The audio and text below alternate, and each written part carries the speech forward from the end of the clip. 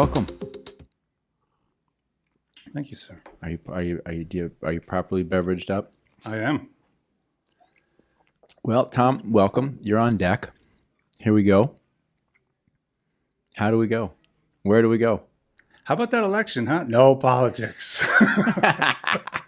I think that I would love to go there at some point in time. I think we'll just see when it naturally goes there. But I've got no problem, covering those topics. It's this is an open-ended conversation that we'll have many of. So Right. I'd like to get further away from it. I'd like to forget about it for a while. yeah, it's been. I think we would all agree, regardless of what you believe, where it's been a tough one, right? Mm-hmm. It's been a tough one. So we won't go there. No, we won't. Yeah, exactly. Okay, so I do have to ask you, like Joe Rogan, you got to stay close to the microphone. Oh, do I? Yeah, you got to be like 3 fingers. Has this been cleaned? 3 fingers. You can put your mask on too. You don't have to get that close. I didn't know I had to stay that close. So I'm curious, right? Like, okay, so we've worked together for a long time, both from New Jersey. We've talked about this a bunch, but I'd like to start off, if you're cool with it, getting a little bit of a recap of what it was like for you growing up in New Jersey. What are your memories of childhood in New Jersey? Well, first off, I didn't know it was New Jersey because we were there. Right. So there wasn't that outside influence that was like, oh, New Jersey, until you got older and you traveled out. Right. And I was like, why does everybody hate New Jersey so much? So again, we were just living in it, and it was a pretty sweet life growing up. What city did you grow up in? What town? Well, I was born in Jersey City. Jersey City, okay. And the end of the 60s, beginning of the 70s, I think there was riots and protests. Mm-hmm. In Newark, right? In Newark and in Jersey City. Yes. And that's when my parents were like, we're out.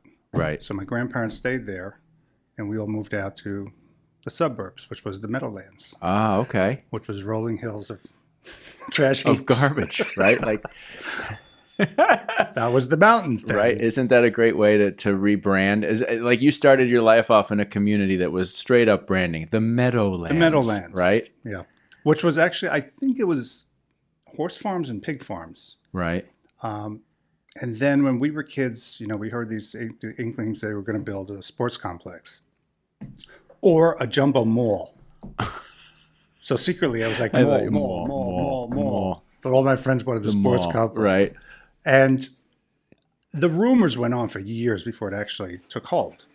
Right. And then little by little we saw, them building it up and, it turned into the Meadowlands. But also at the same time, when I was in high school, my high school faced New York City. Right. And back then it was like rumors they're building this thing called the World Trade Center. We were like, ooh. And from all our classrooms, we could see the World Trade Center going up. No way. Month by month, week by week. So I watched in 4 years, or however long it took for them to get up. Right. And every day we'd all look out and see how high it was and stuff like that.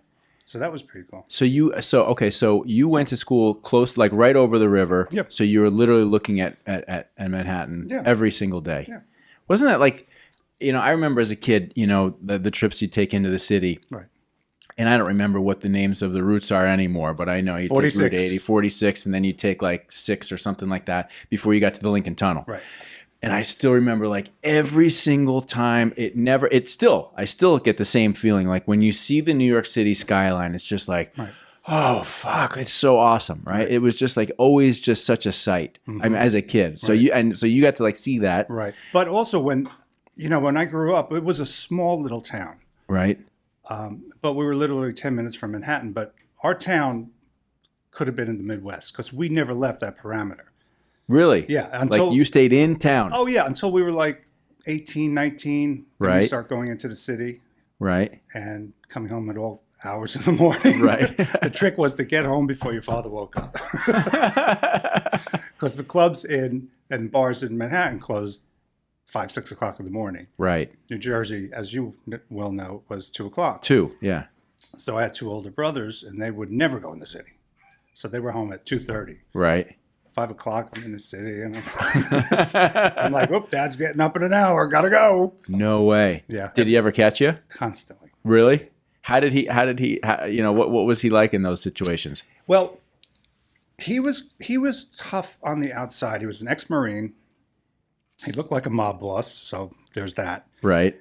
And he would try and stay up because, again, I mean, I was the youngest of three, so I kind of raised myself. Right. They were done with the first two, and they're like, "Yeah, kid, do what you want." But my dad had certain strict rules. Don't do this, don't do that. And his saying was, "You're going out, keep your nose clean." I was like, "Okay, try and do that." And I was like, I think 18 years old, and I got caught coming in around 6 o'clock in the morning, maybe 3 weekends in a row. Right. And at one point, my dad is like, "That's it." He's like, "One more and you're grounded for the rest of the year." And I'm like 18 years old. Right. Yeah. But I'm living in his house. So Right. His rules. Yep. So, of course, next weekend, I'm like, "Okay, I'm going to get home." I go out in the city. I'm like, "Oh, it's 12 o'clock. Oh, it's 1 o'clock. I got plenty of time." Before I knew it, it was like 4:30. I was like, "Fuck." Uh-oh. Get in the car, which was his. Oh, right. That I took when he fell asleep because I had to have the Cadillac to go into the city. No way it was a Cadillac? Oh, yeah, of course it was.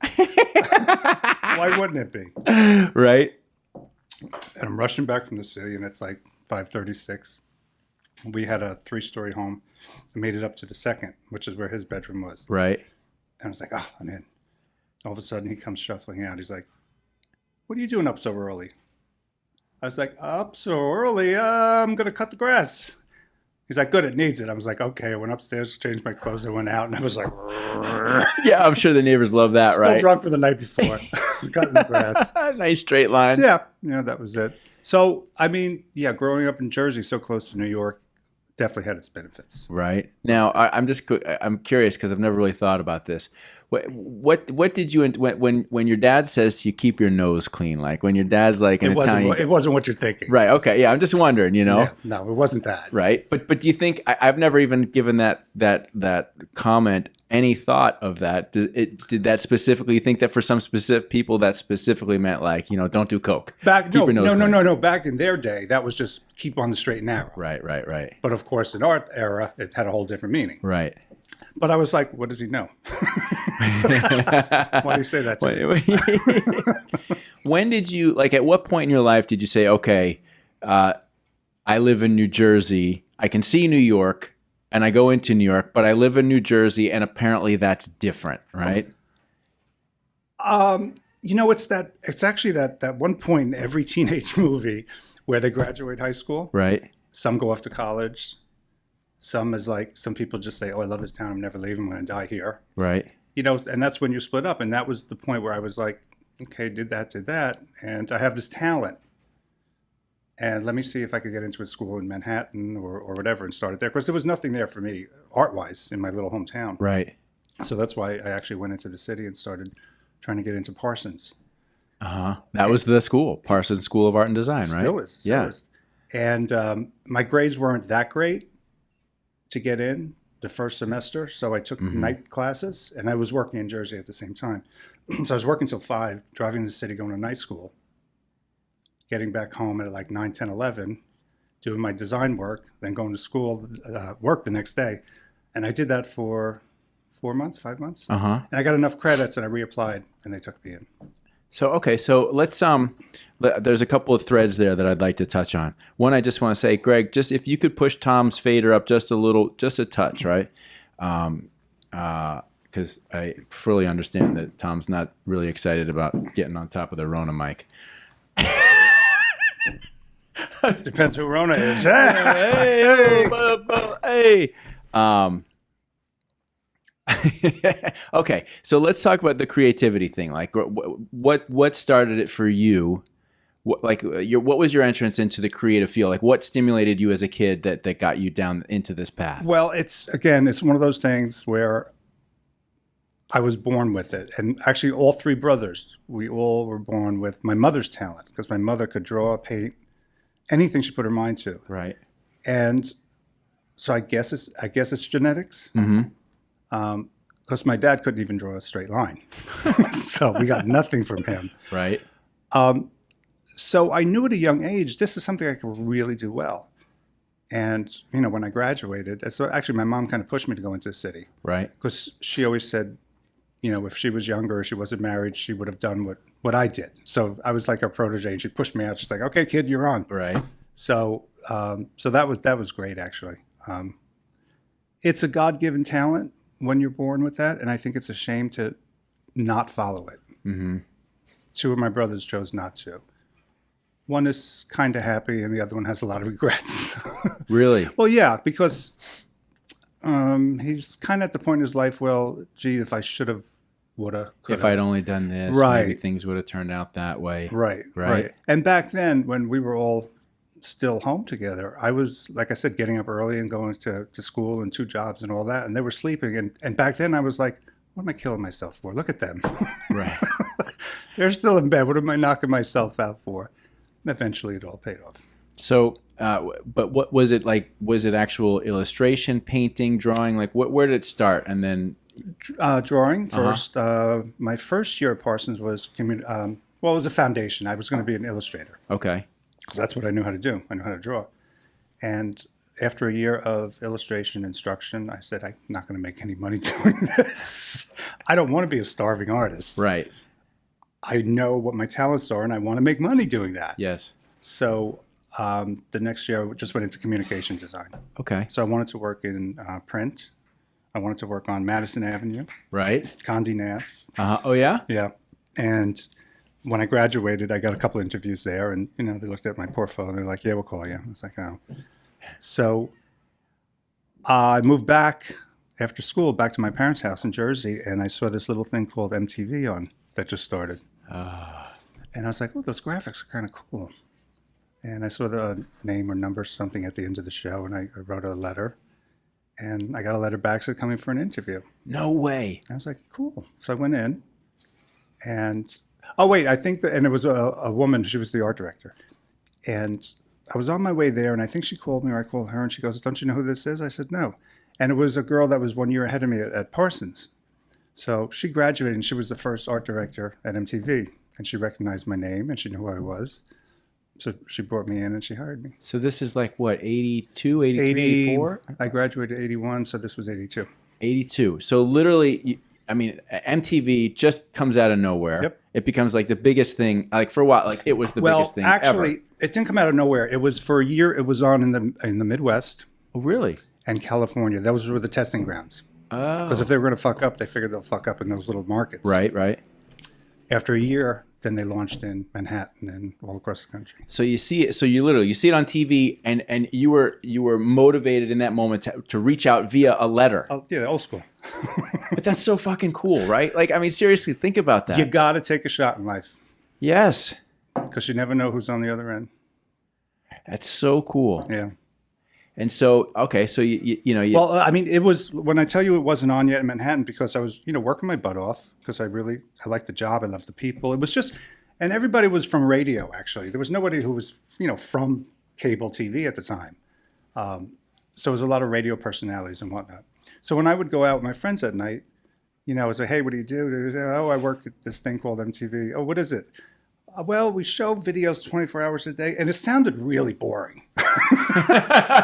And people were like, "Oh, that's cool." And they, "Oh, look, somebody more important." They would walk away. Fast forward to a year, 2 years later, it's like, Right. "Oh my God, you work at MTV. Oh my God, I love that. Oh, can I come in? Can you show me that?" So there was that. I mean, I still remember, the first time I saw MTV. Like, I can still remember where I was, what came on. I don't remember the video or whatever. I know they Right. started with "Video Kills the Radio Star" or Right. something like that, but I mean, it was a total phenomenon, especially for someone like me who loved music. Right. It was just so cool. So, all right, so you get there.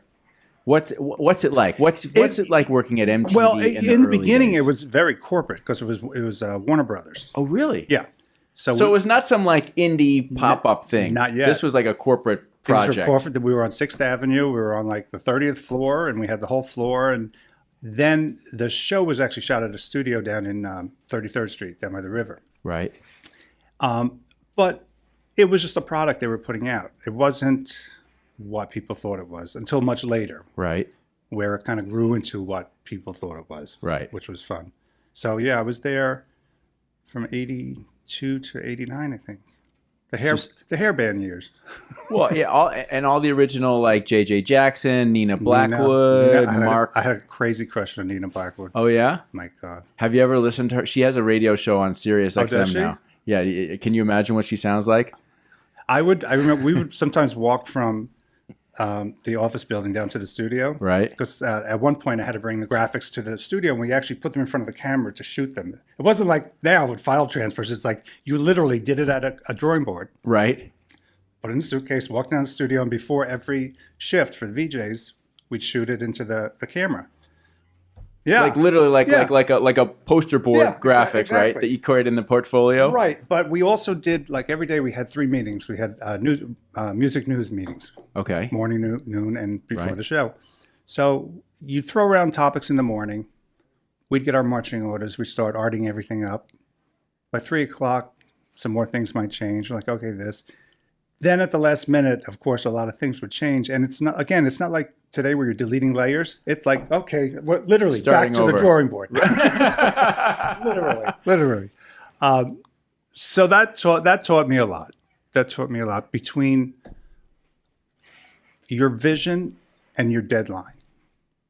And at some point, you might have to give up a little bit of each Right. to make that deadline. Yes. So I thought that was an important part in life. But yeah, when I look back, it was crazy. It was so much fun. What without digging into all the dirty details, as as MTV starts to take off and become a phenomenon, and you're working there, anybody would ask this question, like who did you see coming and going, and were you able to see that, or did they have you working in a separate area? Was it a nonstop party? Like, what's it like working at MTV? It was definitely not a nonstop party. Well, maybe the executives were partying. Right. We were putting on the show. So you were working. We were working our butt off. Right. The only times we got to party was the Christmas party, New Year's Eve party, all that stuff. Right. And yeah, we had some crazy times then. I've never been one for celebrities. Right. It's not like I'm going to cross the street to meet one. Mm-hmm. So I wasn't always one. But at some point, they moved the graphics department from the offices down to the studio, which made sense. Okay. Right. And that's when I really got to see them coming in day after day, because we had the green room and all that stuff. Right. And again, all those heavy metal bands back in the day, and they're all, their attitude was all like crazy and dirty and stuff. Yeah. They were just the opposite. How's my hair? How's my shirt? How's the lighting? What do I look like? Right. Just the opposite. I believe that though, because like that whole, if you look at that string of bands that was like, mid to late '80s, and I won't think of all of them, but it was everything from Winger, Skid Row, Cinderella, and I'm not even naming any Van of them. Halen. Oh, Van Halen. Okay. Spandex bands. That's true. Okay. So, but like, I think there's almost like 2 classifications. You have like the Van Halens. Right. And, ultimately that led to like, at the tail end of that, Guns N' Roses. But it was still sort of this, and I'm not putting Guns N' Roses in the hairband. Right. But the hairband guys were like, it was like all about this look, and the music was just zero substance. Right. Exactly. It was just like, oh. Yeah, it was horrible. Who had bigger hair and who was dressed more like a woman. And do you remember when we unmasked Kiss? Yes. I was there for that. No way. And I remember when they came in, and I was like, "Oh Christ! They should have kept the makeup on." Jeez. Were you ever a Kiss fan growing up? I was only a few songs, not many. Right. I mean, my man was David Bowie. He was out of all the years I worked there, the only person I ever really wanted to see was David Bowie, and he Right. never came in. We did a shoot with him, I think in Switzerland on skis. We did a promo, I Want My MTV. Right. He came down the slope, did a slalom move, and said, I want my MTV. Uh-huh. But that was it. But he's the only one. The most beautiful I remember was Annie Lennox. Really? She was striking. She was like 6'1", thin as a rail. I think she was a model at some point. Right. But, I mean, I just never expected her to be that beautiful. Mm. The nicest, Tina Turner, without a doubt. Really? She was so accommodating. If you wanted to take a picture with her, whatever. As a matter of fact, it was myself, I think the wardrobe girl, and Tina Turner. And we had that little barber's chair or booth on the set. And, we said, can we get a picture? She said, oh, yes, no problem, no problem. So I was kind of behind Tina, and she was in the front with that big spiky Yes. thing. Like what's love got Yeah, to do with exactly. it, era, right? And the photographers are about to take the picture, and I know her wig is like right in my face. And I said, Miss Turner, I'm so sorry. But can you lean a little bit? I can't be seen in the photo behind your wig. Exactly. I said, that's kind of the whole point. She said, oh, baby, I'm so sorry, honey. How's this? It's just so nice. She was really sweet. She was fucking badass. Like if you look at her, I mean, her entire career, but you go back to like when she was with the Ike and Tina show. Holy smokes, was she powerful? She's a survivor. Yeah. Oh yeah. That was. Everybody knows that was a fucking horrible situation for her. Right. But boy, did she power through that, and she was an incredible performer. Right. Oh, I remember one time Elton John came to the studio, and I had just done something in the control room, and I was walking through, and they asked the intern to go get Elton. He was in the green room, and I said, Elton John? She said, yeah. I said, yeah. I said, can I go get him? I said, because I kind of liked him. Yeah, just tell him, 5 minutes. I said, okay. So I go to the green room, open the door, no Elton. It's like, fuck. Go to the men's room. Where else am I going to go? Right. No Elton. So I went out to the receptionist, and I said, you see Elton John? She goes, oh, yeah, he left in a huff. I said, a huff about what? I think this was the time when he was kind of imbibing in a lot of things in his life. Falling apart. Yeah. Again. And he was in this diva mode, and apparently he wasn't being treated like he thought should be treated. Right. And he just walked out like 5 minutes before the interview. So, whoops. Yeah, I had to go to the control room. I'm like, no Elton. So what do you mean no Elton? Just not around. He left. Sorry. Gotta go. Yeah, you're this close. That close. I was. What a cool, but I mean, to think about, as, a young guy coming up in your career, right? And being able to start and being, to be able to be part of that, something that was truly groundbreaking and special. And I'm sure on a day-to-day basis, you're going to work. It's like, this is my job, right? Exactly. Like, it didn't feel that. It's not like you walked in every day and like, we're breaking new territory. No, right? but I knew that when I decided to leave, it was a great launching pad for me. Yes. Because that looks great on a resume, and your reel looks great, and your graphics look great. And so I knew that was down the road, so I was happy about that. Now, during that time, you transitioned from like drawing poster boards and standing in front of the camera to actually like creating stuff on computers. And Right. Before the Mac, there was this system from England. It was called Quantel. Uh-huh. And Quantel. Quantel. Sounds artsy. And it was basically an analog version of a Mac. Right. And we had a drawing board. It was electronic, and I had a pen attached. And the machine room, it came with basically a machine room, racks and racks of software and hardware. Shit, yeah, right? yeah. Just to run it. Yeah, and the tapes were like, this big, size of a suitcase. And that was my initial step into electronic art, I guess, at the time. Sure. That's what it was called. And it blew people away. Like, we'd have tours come in, especially like inner city kids and stuff like that. And I loved showing them, how to do this stuff. And they were just like, this is like magic, I would take a picture from one of their IDs and do something and, print it out for them. And they were like, oh my God.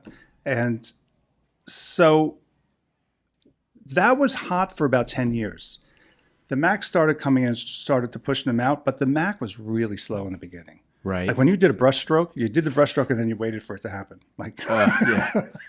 And they tried to push me toward it, and I tried it a few times. I'm like, I don't have time for this.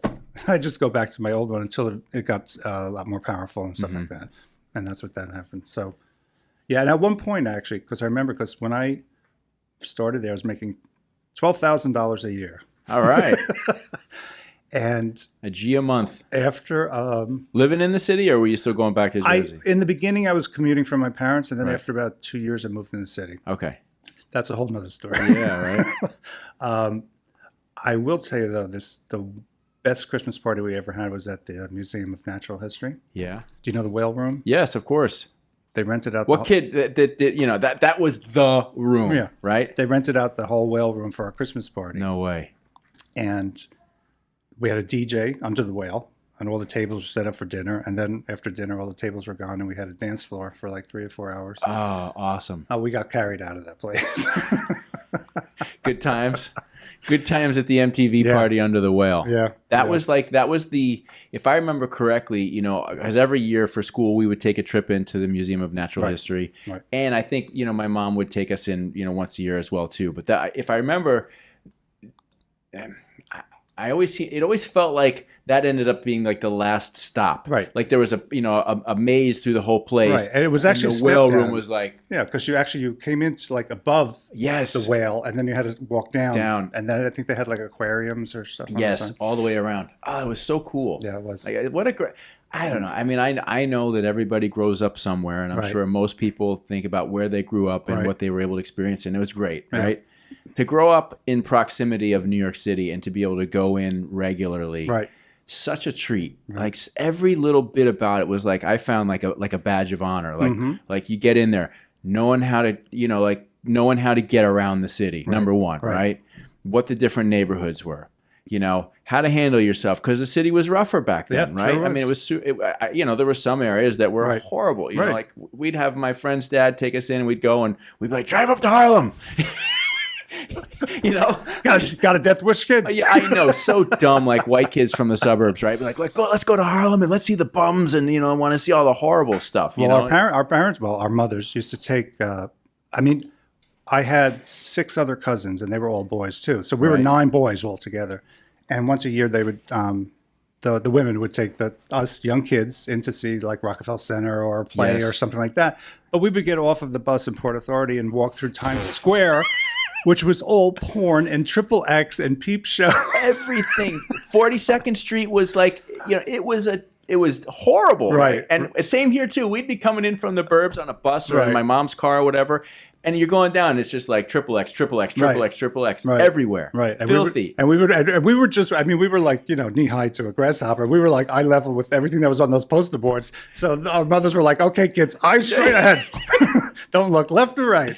Can you imagine? Like, think about it. Like, I mean, I guess that was our internet porn back then. Like, you know, I mean, obviously you didn't have it, but the point is, like, as a kid, you go in and you see all this shit. You're like, holy shit. You didn't know what it was, but you knew like it was really intriguing and bad. Yeah. You know, so there was that. And then those lovely women that used to work by the entrance to the tunnel.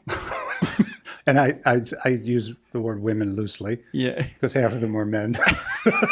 Hookers.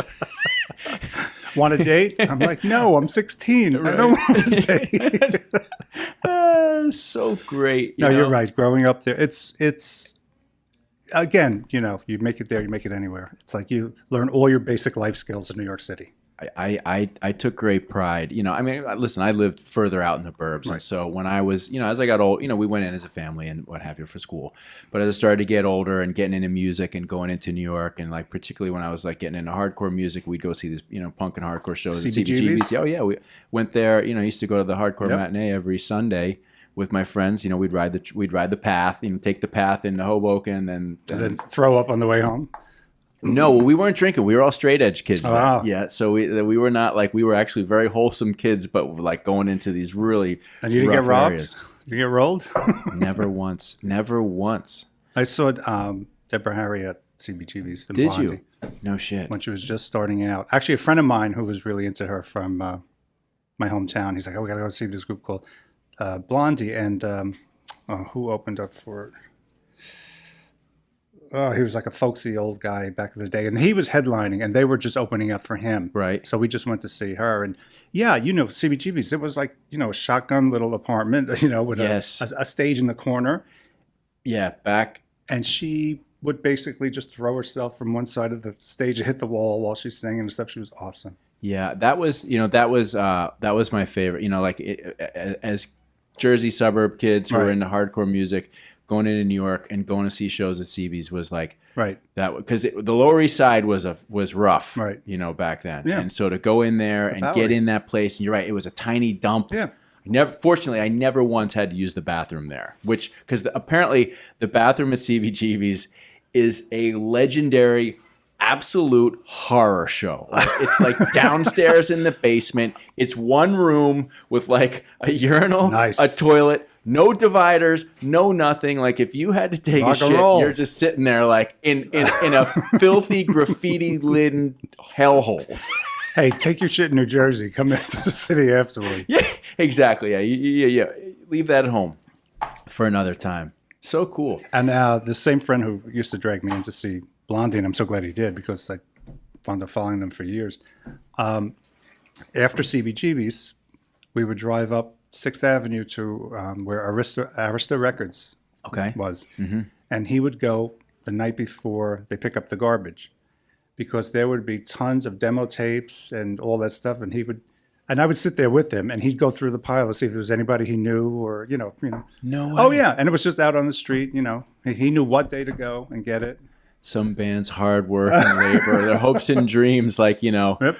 shout out onto the streets of New York where people are rummaging through. Yeah, exactly. Yeah. Next. Brutal. When was the last time you were in New York? Oh, I went up for a wedding 2 years ago. And it was the hottest week they've said they've had in like 10 years. And I forgot. I mean, yes, it gets hot down here, but there's a breeze and it's open. In the city, it's just swelter. Yeah, you just turn a corner and it's more hot air coming towards you. Right. So there was that. But I was amazed at how many little boutiques and stores have closed because of online purchasing. You see all those boxes now outside the big buildings, Amazon and, Walmart, all that. Right. Nobody goes shopping anymore. It's just all, delivered to them. So think about that. You could, it didn't matter what neighborhood you were in New York. There was always 8 zillion of the fucking camera and boombox stores. Right. Remember, jam packed up to the front with boomboxes, cameras, and all this stuff. And you got to figure all those stores. It's where they go now. But also, when they people outside the city say that New York style, it's usually about a woman, the way she wears her clothes or whatever. And that New York style is because of all those boutiques. Yes. That were independent designers and tailors and whatnot. So, they're wearing stuff that those other people have never seen before. Right. And that's the New York style. And all that's gone now, unless it's online. I don't know. I'd love to go back to the city. I miss it. I like going there once every couple years or so just to absorb, what it feels like. It reminds you of, it reminds me of bigness and, unlimited possibilities. It's just such a powerful city. Well, it's odd because when I do get there, the first thing I want to do is go to the park, which is really, kind of weird because I'm, going back to the city, but I got to go to Central Park right now. I can't to this day believe that you could stand in the middle of that park and not even hear a car, a horn at some point in there. I think it's amazing. Yeah. It's beautiful. I used to rollerblade, ride my bike there. And again, a young kid from New Jersey, I would put my bike on the PATH train and go into the city. Right. Drive up to Central Park. Here's this white skinny kid up in Harlem on his bike. You're out riding around, right? Do. Yeah, no problem. That's great. This looks like a nice neighborhood. So you grew up in New Jersey. You spent all this time in New York, and I know you've had a lot more experiences in New York. But when is having had both of those experiences, what do you identify yourself with as a New Yorker or from New Jersey? I never considered myself a New Yorker. I went there. I got my education. Right. I've got friends I'll know for a lifetime because they were really just real people. When I was going into the city and I started working at MTV, and I'm meeting all these different people, and I always thought, oh, New York, they're like scary people. They're stuck up. They're this, they're that. Whatever. And after about 2 weeks, I'm like, these are the nicest people I've ever met. And I'm still friends with them to this day. As a matter of fact, I had an MTV T-shirt from 1984 in the back of my closet. No way. And I put it on the other day, and it fit. Dude, you got to wear that to work one day. I did. You were out the other day. Oh, shit. Okay. And I texted it to actually one of the girls that I met on my first day. And I said, happiness is fitting into a T-shirt from 1984. And it was the MTV logo with the angel wings on the side. Yeah. Two big wings. Uh-huh. And she goes, oh, my God, I have one too from 1984. How does it feel to have watched, the graphic design / video production industry change, what still feels common and what has just is so different that it's hard to believe? The last one first. It's hard to believe how fast you can produce things now. Right. It was such a production back in the day. Back in the day, you didn't know if something was going to turn out until you actually finished it, which sounds kind of bizarre. Right. But now the way you work, and you work in layers and elements and all these other things, that at some point you're like, yeah, I need to go in this direction or that direction. Again, back in the day, you couldn't do that.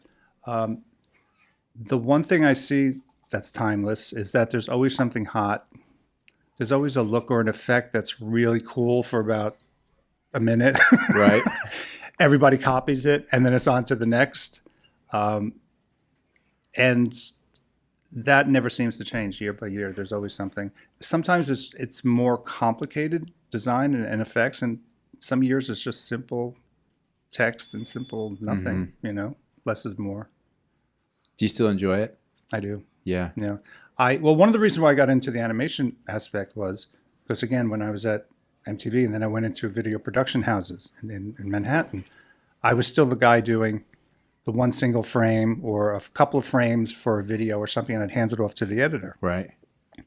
And, the editor was king back then. He had like 2 playbacks. He had these guys that would run in and out with tapes and all this stuff. At some point, I was like, why am I giving my work to somebody else to do? I had no control once I handed it off. Right. So then I'm like, okay, I need to know what he's doing. I need to learn how to be an editor. So I came from the world of design first, and I taught myself how to edit. Mm-hmm. Whereas a lot of the editors are just the reverse. They know how to edit, and they kind of want to be a designer. Back to what I said initially, that I think you're born with the design gene or the eye. Right. So it's harder to teach an editor to be a designer than a designer to be an editor. Okay. So fair enough. that's how I fell into that. Fair enough. What at this stage in your career, what would you call a dream project? Right. Like if you could say, all right, I can be compensated to do this. I have years of talent and ability and experience that this would be something that would be, I don't want to say a capstone, but like a meaningful project to be involved with at this stage of your career. It's not about the monetary. Right. And I hearken back to, like I was saying about the tours at MTV of inner city kids coming in. And I still to this day remember the expression on their faces when you show them what's possible and another direction to go in your life. If I could do something like that, I mean, it doesn't matter about the money. Right. It's just about taking what I was born with and passing it on, basically, for another generation. It's funny. I feel a personal sense of regret at this point in time that we have not been able to make that happen yet, right? Because we talked about that, having interns and how great it would be to have a bunch of interns. We're all set up for it, and we've not succeeded in making that happen yet. But a lot of people aren't even open. Like I thought, I've offered it to many nephews, friends, right? Friends' kids, and some of them are like, oh yeah, that sounds really cool. And I'll offer it, and they'll just kind of walk away from it. So it's not something you can force on someone. No, yeah. I mean, there's got to be that drive or that desire to learn that, right? Right. So yeah, I guess that would be my dream project. All right. Well, let's not let that be a dream, right? Mm-hmm. Let's find a way, somehow. Well, like you said, we've been working together for 8-9 years now, and it's just been 2 steps forward, 1 step back. This happens. We've had a lot of major incidents in our lives. Right? Yeah. No, I mean, without a doubt, during the, because you are our foundational, pillar of video production. Yeah. How'd that happen? You reached out to me. Oh, that's true. Yeah. Right. Yeah. I still remember you came in, Oh, probably dressed exactly the same, except maybe you had a hoodie on. I had shorts on. Yeah. And we sat in the back office over there, and then we talked, and you were the first guy. You weren't ready for me yet, though, I don't think. You just wanted to meet. Well, whatever it wasn't long after that that you did come a part of the team. And I remember when you said you were from Jersey. Yes. And I said, what part? And you said Sparta. And I said, oh, I have family in Sparta too. And you looked at me like, this was bullshit. He's just trying to suck up to get the job. Because who else would be from that little mountain town? Yeah, Sparta, New Jersey. Like, not only that, like I mean, I seem to recall that, you know, you'd seen the street that I lived on and everything. Yeah, right? I went up there, went to see my family. That's great. Yep. So we had a connection. It was meant to be. Yes, it was. And it's been a great run, and we're going to continue doing it. And the most exciting thing that I can share with you right now is that through the course of all this, and yes, it's 2 steps forward, 1 step back, 1 step forward, 2 steps. I mean, it's been a lot of that. Like, and the net effect has been a consistent growth over time. But yeah, I mean, we've been through a lot of ups and downs over this period of time, without a doubt. Yep. You know, that's just the way it is. But I think that right now, it's not even that I think, I know that now is really the time in our industry where I feel that being able to do really great and different work for our clients in the retail automotive spectrum, and then wherever that leads it, where it leads, Right. I feel that we can really do that now. I don't feel that we're so beholden to the standard, you know, the big sale of this month, come on in now, get this car for that car for that. I mean, there's always going to be a piece of that, but I really feel that we can start doing a better job of taking the work to the next level, if you will. Right. And I'm excited to do Well, that. you know, anytime we've actually jumped up or stepped up and did creative on spec for a client, they're like blown away. Yes. So again, they don't know what they want until you show them to them. Like, you know, look what we can do. There's not many people in our space left that do it, quite frankly. Almost all the, you know, we all had to move to digital. Right. We're still there, but a lot of the companies that moved to digital abandoned all of what we do, right? For whatever reason. And I think that gives us a real unique opportunity. So I look forward to sharing that with you this year and many years to come. Julio. Tom, thank you, man. Mr. We're going Herman. to do this again. We will. All right. Thank you.